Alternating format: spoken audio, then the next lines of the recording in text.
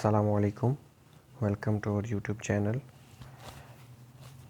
آج ہم بات کریں گے خواب میں الو دیکھنے کے حوالے سے۔ مطلب اگر کوئی خواب میں الو دیکھے تو اس کی تعبیر کیا ہو سکتی ہے۔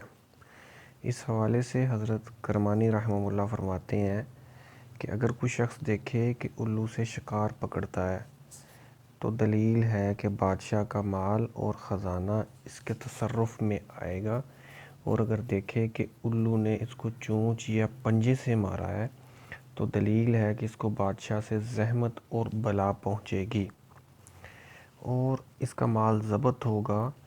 اگر دیکھے کہ الو سے جنگ کرتا ہے تو دلیل ہے کہ اس کو بادشاہ سے جنگ ہوگی، اس کو بادشاہ سے لڑنا ہوگا۔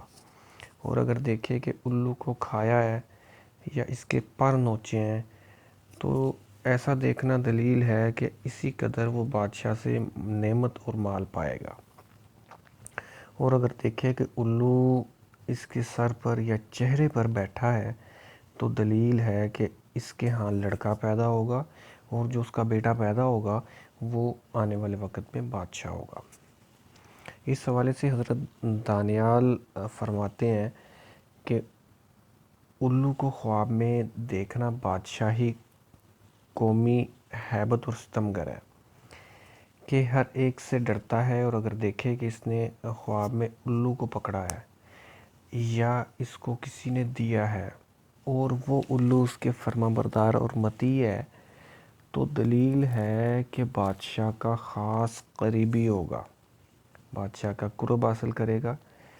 اور اگر دیکھے کہ الو نے اس کو پکڑا اور ہوا میں لے گیا ہے، الو اگر اس کو پکڑ کے ہوا میں لے گیا ہے تو دلیل ہے کہ بادشاہ کے حکم پر سفر کرے گا اور بزرگی اور نام پائے گا۔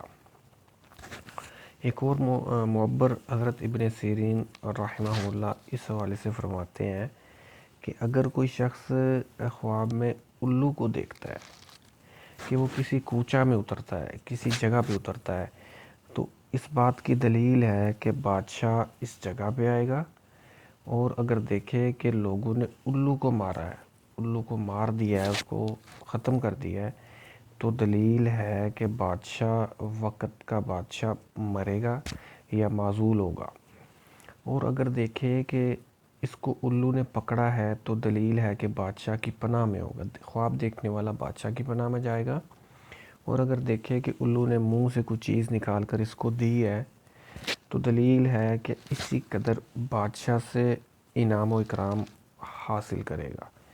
اور اگر دیکھے کہ الو اس کے ہاتھ سے اڑ گیا ہے لیکن دھاگا یا کوئی اور چیز اس کے ہاتھ میں رہ گئی ہے تو دلیل ہے کہ بادشاہ اس پر غصہ ہوگا اور اس سے اس کو دور کرے گا اور اس کا کچھ مال بھی ضبط کر لے گا۔ تو یہ اس کی تعبیریں تھیں۔ واللہ اعلم بالصواب۔